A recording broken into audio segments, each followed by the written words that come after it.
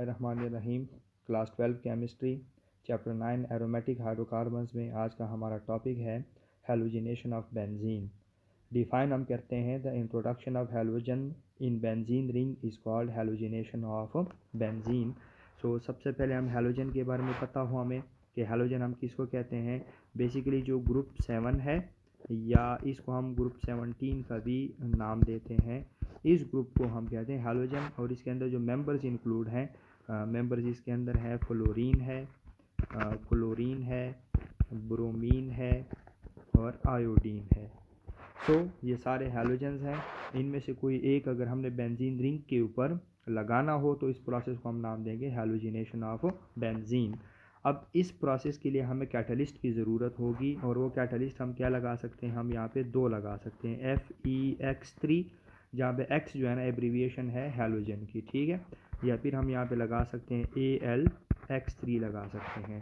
और ये catalyst basically हमें खुद प्रिपेयर करना पड़ेगा। हमें कैसे प्रिपेयर करना पड़ेगा, हम आयरन को क्या काम करते हैं, हैलोजन के साथ ट्रीट करवाते हैं X2। तो इस प्रोसेस से हमारे पास क्या चीज़ बनता है, इस प्रोसेस में हमारे पास एक कैटलिस्ट बनेगा FeX3 हमारे पास बनेगा। अगर हम बैलेंस करेंगे तो मेरा ख्याल है कि इसको हम 2 कर देते हैं और इसके साथ हम यहाँ पे 3 लगा लेते हैं, तो यहाँ पे अगर हम 2 करेंगे तो हमारे पास बैलेंस हो जाएगा। सो ये कैटलिस्ट हमने इस रिएक्शन के ज़रिए प्रिपेयर करना होगा फर्स्ट ऑफ ऑल, ठीक है।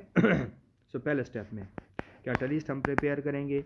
फिर दूसरे स्टेप में हम क्या करेंगे कि सपोज़ करें मैं बेंजीन रिंग के ऊपर क्या चीज़ लगाना चाह रहा हूँ, मैं बेंजीन रिंग के ऊपर लगाना चाह रहा हूँ क्लोरीन को।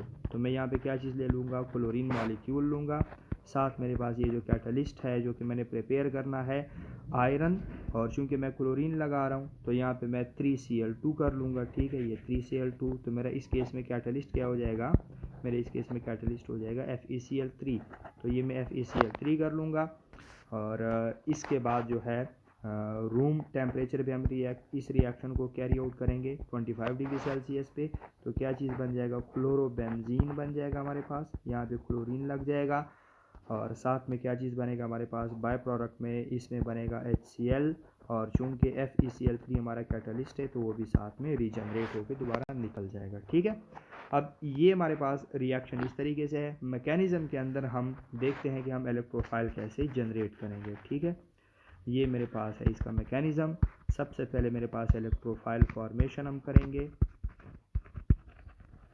अब इलेक्ट्रोफाइल फॉर्मेशन कैसे होगी, सपोज़ कर मेरे पास क्लोरीन मॉलिक्यूल है, इसको मैं इस तरीके से ले लेता हूँ और ये जो हमारे पास कैटलिस्ट है FeCl3, इसके साथ सबसे पहले स्टेप में इसको हम ट्रीट करवाते हैं। अब ये जो मेरे पास बॉन्ड है ना, ये क्लोरीन क्लोरीन का ये नॉन पोलर कोवेलेंट बॉन्ड है। आई मीन टू से कि यहाँ पे ये जो इलेक्ट्रॉन पेयर इन्होंने शेयर किया हुआ है क्लोरीन क्लोरीन आपस में, ये इलेक्ट्रॉन पेयर जितना ये क्लोरीन अट्रैक्ट कर रहा है उतना ये क्लोरीन भी अट्रैक्ट कर रहा है। तो व्हाट डज इट मीन, क्योंकि दोनों की इलेक्ट्रोनेगेटिविटी सेम है दोनों क्लोरीन की, इसलिए ये सेम अट्रैक्शन लग रहा है। और ये बॉन्ड क्या होगा, ये बॉन्ड हमारे पास होगा non polar covalent bond.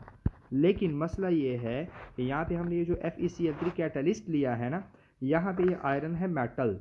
So chlorine इस आयरन के साथ क्या काम कर रहा है, बॉन्ड फॉर्मेशन को प्रेफर कर रहा है, ठीक है। और यहाँ पे दूसरी बात यह है कि ये वाला क्लोरीन जो है ना बेंजीन रिंग के अंदर, ये छोटा सा बेंजीन यहाँ पे मैं बना रहा हूँ, यहाँ पे ये जो है बेंजीन रिंग के अंदर जितने पाई बॉन्ड्स हैं, इन पाई बॉन्ड्स के इलेक्ट्रॉन के लालच में ये क्लोरीन क्या काम करता है, इस इलेक्ट्रॉन पेयर को छोड़ने में लगा हुआ है, ठीक है। ये कहता है यार ले जाओ इलेक्ट्रॉन पेयर, क्योंकि मुझे बेंजीन से पीछे काफ़ी इलेक्ट्रॉन्स मिल रहे हैं, ठीक है। सो यहाँ से ये इलेक्ट्रॉन पेयर ले जाएगा, ये क्लोरीन नेगेटिव बनेगा, ये क्लोरीन क्या बनेगा, पॉजिटिव बनेगा। स्टार्ट में ये क्या होगा, ये पार्शल पॉजिटिव होगा, ये पार्शल नेगेटिव होगा।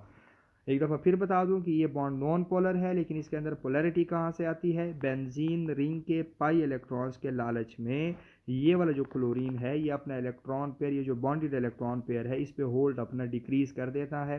जब ये होल्ड डिक्रीज़ हो जाएगा, ये इलेक्ट्रॉन पेयर ये वाला क्लोरीन अपनी तरफ पुल करके नेगेटिव की फॉर्म में इस आयरन मेटल के साथ बॉन्ड बनाएगा, ठीक है।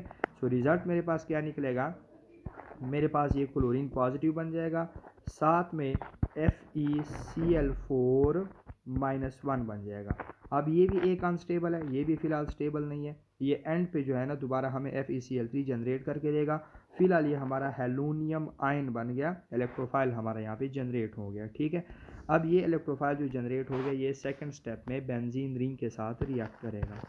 सो ये मेरे पास है बेंजीन, और बेंजीन के अंदर पाई बॉन्ड, ये पाई बॉन्ड, ये पाई बॉन्ड, और यहाँ पे क्या चीज़ होगा, क्लोरीन पॉजिटिव है। सो यहाँ पे ये क्लोरीन इसके साथ अटैच करेगा। ठीक है, बेंजीन के पाई इलेक्ट्रॉन इस क्लोरीन के ऊपर, क्लोरीन आयन के ऊपर अटैक करेंगे। यहाँ पे ये क्लोरीन अटैच हो जाएगा और यहाँ पे हाइड्रोजन भी अटैच है, हर कार्बन के साथ एक हाइड्रोजन अटैच है। अगेन मैं एक दफ़ा आपको बता दूँ, ये पॉजिटिवली चार्ज हो जाएगा, ये पाई बॉन्ड है, ये भी पाई बॉन्ड है। अच्छा, ये पॉजिटिव चार्ज कहाँ से आया, आज एक दफ़ा फिर एक्सप्लेन कर दूँ मैं आपको। ये पाई इलेक्ट्रॉन्स इस कार्बन ने पुल करके ये नेगेटिव बना था, तभी तो ये क्लोरीन वहाँ पे अटैच हुआ था ना। और जब ये पाई इलेक्ट्रॉन्स इस कार्बन ने पुल कर दिए तो डेफिनेटली इस कार्बन के ऊपर चार्ज पॉजिटिव आएगा ना। अब क्या होगा, अब ये पॉजिटिव चार्ज की यहाँ पे डीलोकलाइजेशन होगी। ठीक है, सो पॉजिटिव चार्ज और पाई बॉन्ड्स की यहाँ पे डीलोकलाइजेशन होगी। नेक्स्ट स्टेप हमारा क्या होगा, ये पाई बॉन्ड यहाँ पे शिफ्ट होगा और ये पॉजिटिव चार्ज यहाँ पे आएगा।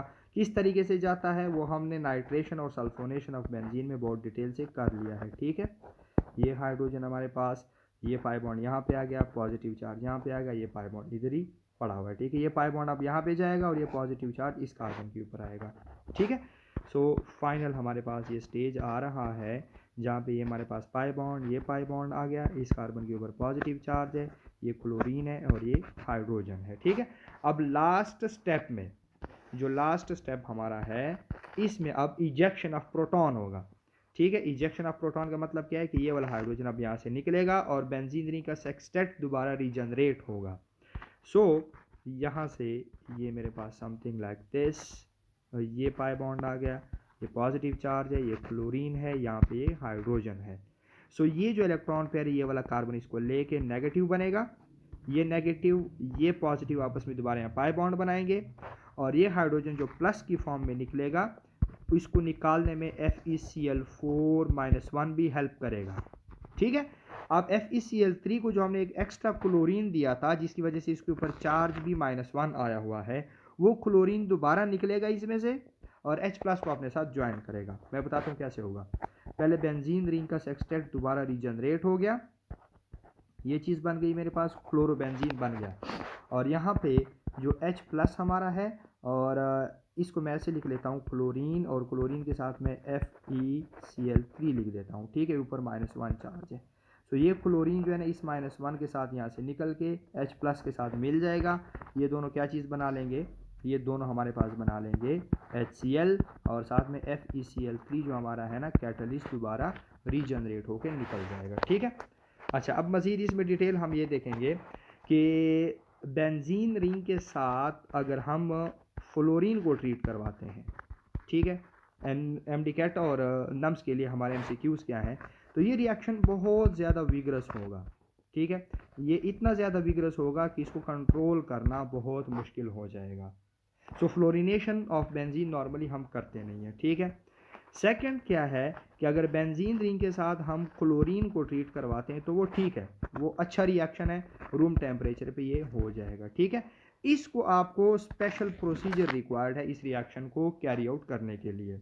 ठीक हो गया, ये रिएक्शन गुड है, मैं यहाँ पे टिक लगा देता हूँ। तीसरा, अगर मैं बेंजीन रिंग को क्या करता हूँ, मैं इसको अगर ब्रोमीन के साथ करवा देता हूँ Br2 के साथ, सो ब्रोमीन के साथ भी ये रिएक्शन अच्छा है।